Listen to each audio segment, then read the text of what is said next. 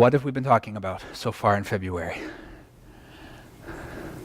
Hosea, love. Yes, it's love month. There are few better pictures of love in the Bible than the book of Hosea. We talked last week for a while.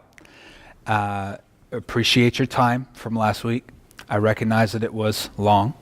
And so in light of that, and in light of the fact that Evan went unusually long for him this morning, I'll go unusually short for me tonight. How does that sound? So it'll be less than 2 hours. Tonight will be short, sweet, and to the point, and we're going to just drive home the point that Timmy held up on that card last night, which was, when I say last night, I mean last week. What was the thing that he held up? Do you remember? We recited it like 43 times. How stubborn is the love of Yahweh. Right. Don't forget the phlegm. Yahweh. You got to sound Jewish. Yahweh's love is stubborn. We use the term faithful theologically instead of stubborn because it sounds nicer. But God is stubborn. We're stubborn because we're selfish. God is stubborn because he's love. His love is faithful. And the one thing I want you to walk away from tonight with is this. You are being pursued. Turn to the person close to you, please, and tell them you are being pursued. Okay, tell them like you believe it now. Say it to them. Everyone, please. I know it's awkward. Look at them, tell them, you are being pursued. It's true. What does that word mean, pursued? What does it mean to be pursued? Watch this video.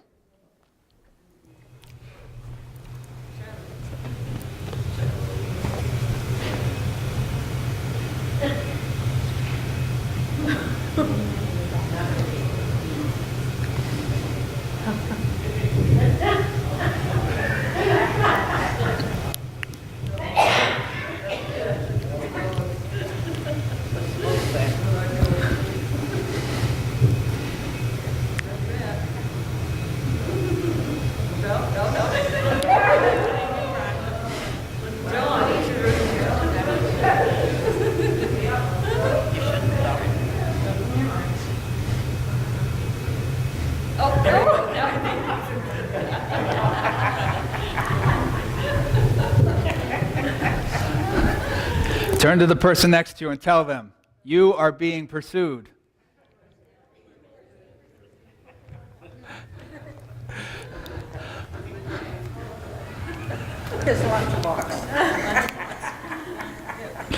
When you're being pursued, you are chased until the pursuer gets what they're after.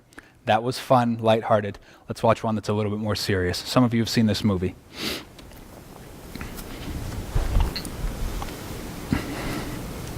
Could we have some volume there, please?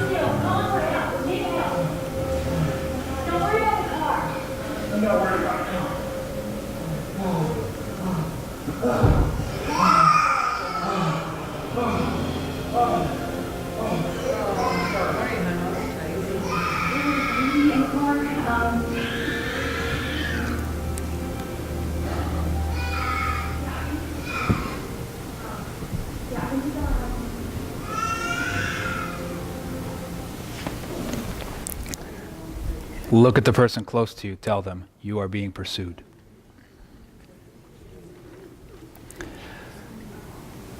The way I'm standing here tonight, and I want you to know you are being pursued. That was the message that Hosea brought to his people in his day. He talked to them in a time where they were very materially successful. It was a time of prosperity, and that was a lot of the reason that they had forgotten their God. And Hosea is saying to them, you are being pursued by Yahweh. You've forgotten him. He has not forgotten you. Yahweh always pursued his people, Israel. When they were in Egypt and they felt like they would be in bondage forever, their God did not forget them. He pursued them. And he sent a man named Moses to make a great deal of sacrifice, put his neck on the line, so that God could be once again with his people, that they could worship him in freedom from under Pharaoh's thumb. God always has pursued his people. When they were being led out of Egypt, and they come up against the water, and they started freaking out at Moses. Why did you bring us out here to die? What is the matter with this God? Why would he bring us this far and then let us get slaughtered by the Egyptians here by the water? The Egyptians were pursuing them, but Yahweh was pursuing them. He was willing to go to any length to set his people free so that they would be with him. Against all odds, he splits the sea open. When his people got out into the wilderness, and they whined and complained because they were hungry, they cursed God to his face. They cursed God's servant to his face. What is wrong with you and your God? Why didn't you leave us alone in Egypt? We were happier in Egypt. We had onions and garlic and leeks, and we weren't starving. You should have left us alone. When that ungrateful people cursed God to his face, God was still pursuing his people. He did not say, I'm done with you guys. He fed them. He gave them bread from heaven against all odds. Yahweh pursued his people. That was cool for them. Wow, bread from heaven. This is amazing. Yeah. A few weeks later, what are they saying? Stupid manna. I am so sick of this tasteless crap. Can I say crap in church, Pastor? It's too late. I am so sick of this manna. Why couldn't Yahweh have either left us in Egypt or given us some KFC? This manna is not finger-licking good. This stinks. We want meat. He said, okay, I'll give you meat. I'll give you quail. Gave them so much quail they got sick on it. But Yahweh looked after his people. He pursued them. When they dishonored the ark of the covenant, the place where God's presence was dwelling, when they disrespected it, still, Yahweh pursued his people. He dealt with them, you bet. He punished them, you bet. He pruned off some branches, you bet. But Yahweh never gave up on his people. He pursued them. When they started worshiping other gods, when they started copying all the pagan nations around them, when God's children, his beautiful people, who he not only created but saved from slavery, were now cutting themselves and screaming and dancing to glorify the name of another God who was not really a God. Still, Yahweh did not throw away his people. He pursued them. He came with judgment? Yes. He came with discipline? You bet. But Yahweh pursued his people. He did not throw them out the way they deserved. When they worshipped Baal, the fertility god of the Babylonians. Okay, do we have any children in the room? No, we don't. They built Asherah poles like the pagans did to Baal. Asherah poles are giant penises. That's what they are. They are to worship the fertility god of the Babylonians. And the beautiful bride of God, the beautiful daughter of God, Israel, was building these things and worshiping around them, just like their pagan neighbors. They were making sacrifices of animals and sometimes humans. And Yahweh watched all that. And he didn't throw his people out the way they deserved. He pursued them. Yahweh is faithful, even to an unfaithful people. And Hosea came saying, you've forgotten him, but he has not forgotten you. You are not off the hook. He still considers you his child. You're a wayward one, but he's going to come after you. And that wasn't always really a warm, fuzzy message to them. It was scary, because he's going to come to you with discipline. But then, if you can endure the discipline and you can submit to his way, then he will hold you, he will rock you, he will bind up your wounds, he will heal everywhere you hurt, and you will be his beautiful child, Israel. Once again, Yahweh is pursuing you. You are not off the hook, and you are not abandoned, even though you think you are. Yahweh is a jealous God. And you know that every sermon I preach, I've got to have some theological rabbit trail. This one is very well planned. Just want to talk about jealousy for a second. And the reason it's kind of significant is because that word jealousy, especially as a descriptor for God, is a turnoff to a lot of North Americans. It's a turnoff to several influential North Americans, including a certain Mrs. Oprah Winfrey. Ever heard of her? The biggest beef Oprah has with the Judeo-Christian message about God. Speak louder. Gotcha. Can you just turn my mic up more? I don't want to yell at the people. We're not Pentecostals. Okay. Just speak louder. Okay. Gary won't mind if I yell in his face, will you, Gary? Whatever turns your crank, he said. What was I talking about? Oprah. Oprah Winfrey, okay, when she was asked, what are your objections to Christianity? Is that good? Okay, whatever makes you happy. What are your biggest objections to Christianity? You know what it was? It surprises me. It's not like, she does have a problem with the exclusivity of the gospel where Jesus says he's the only way. Yes, she does have a problem with that, but that's not what she chose to pick on. And she didn't choose to pick on you Christians are too conservative about sexuality, or you Christians dress funny, or your music is irrelevant. That's none of the things she picked on. You know what she picked on? I can't believe the Bible because the Bible says that God is a jealous God. And I think that's petty.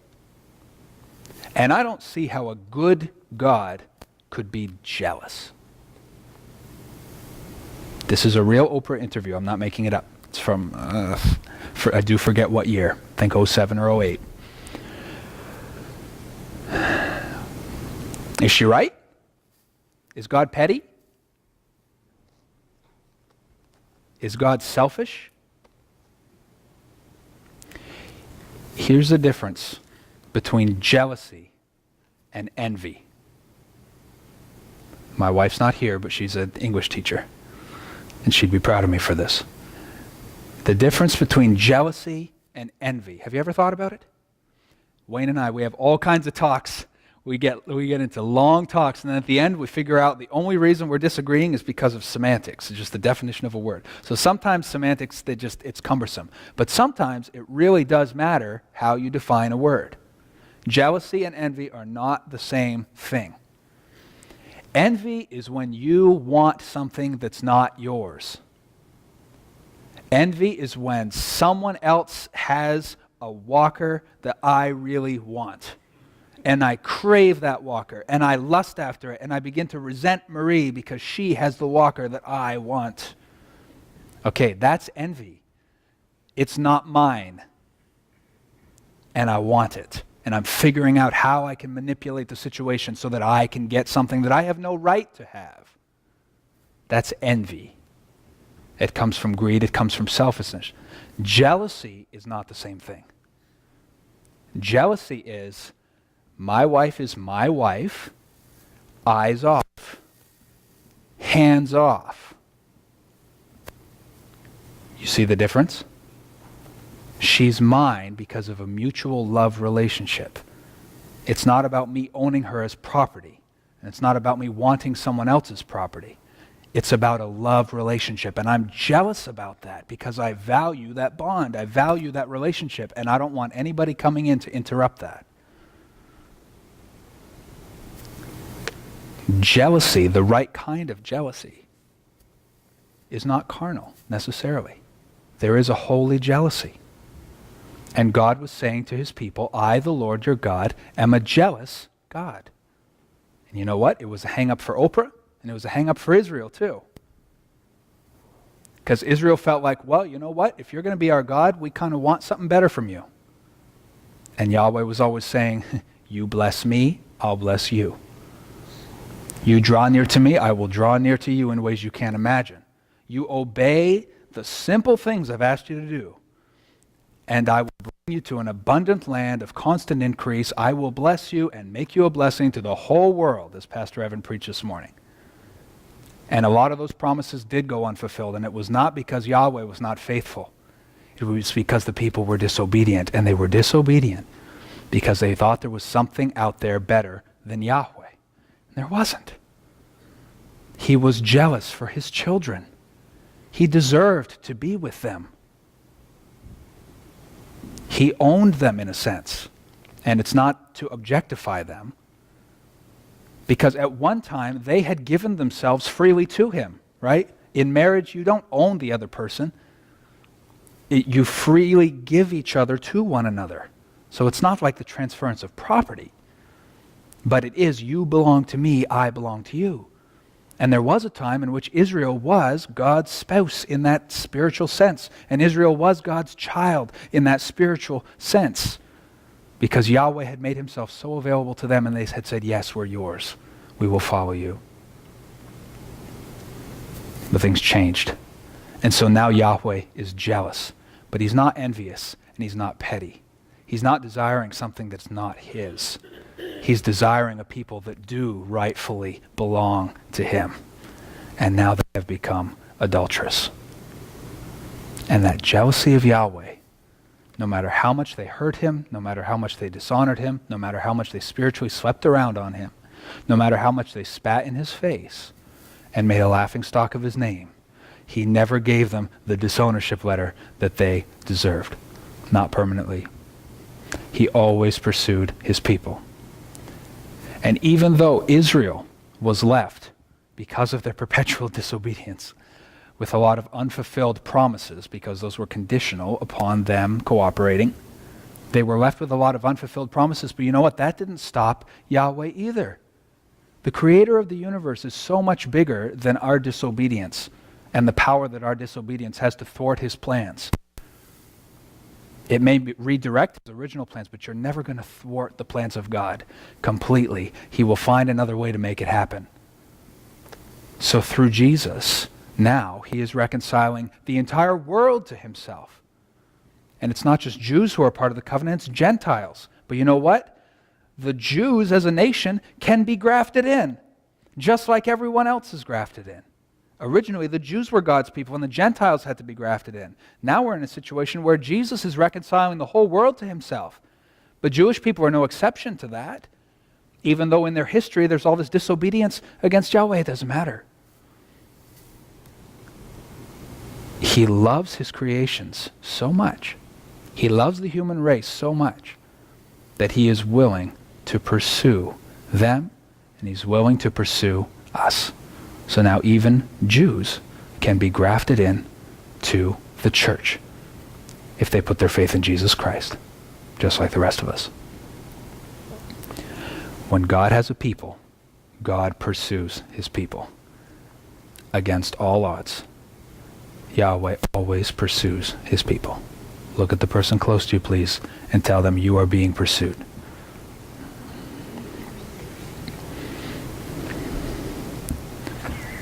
One story and I'm done.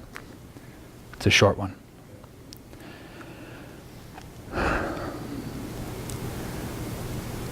I never felt more pursued.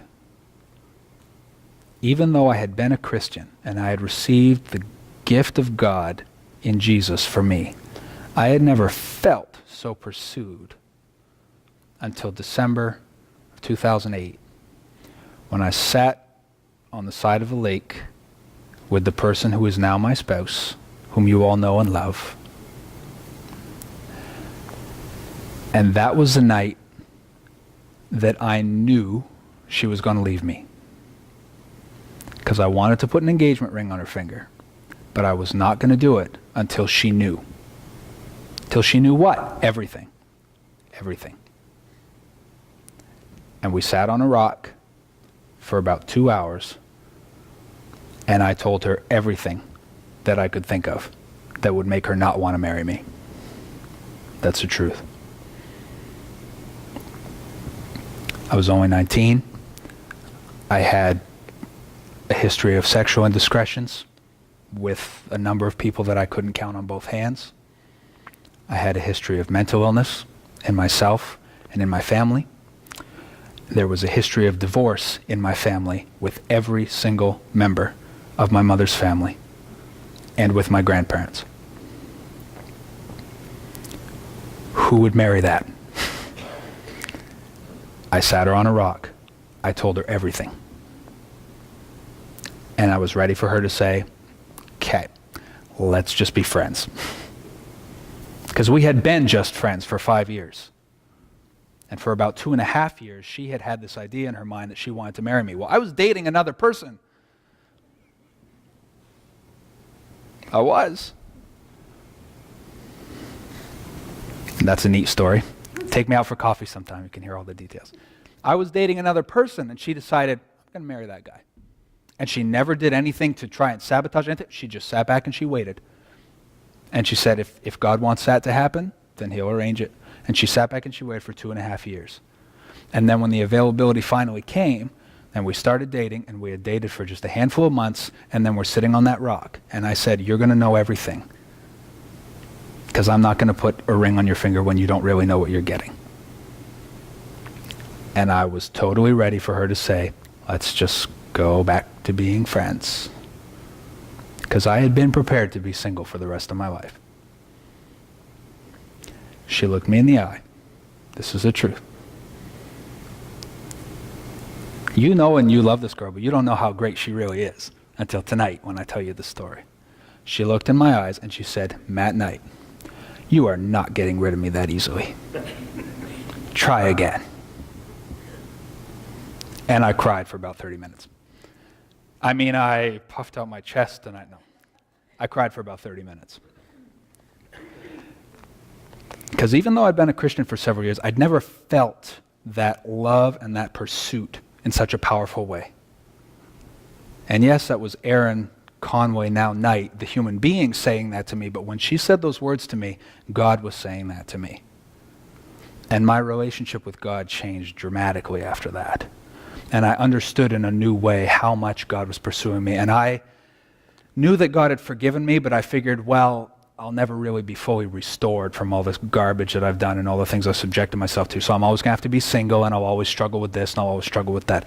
And when Aaron came into my life in that way, I started understanding, you know what? If a human can pursue me that way, probably God can pursue me that way. And I started actually believing that God would heal me and restore me to the uttermost.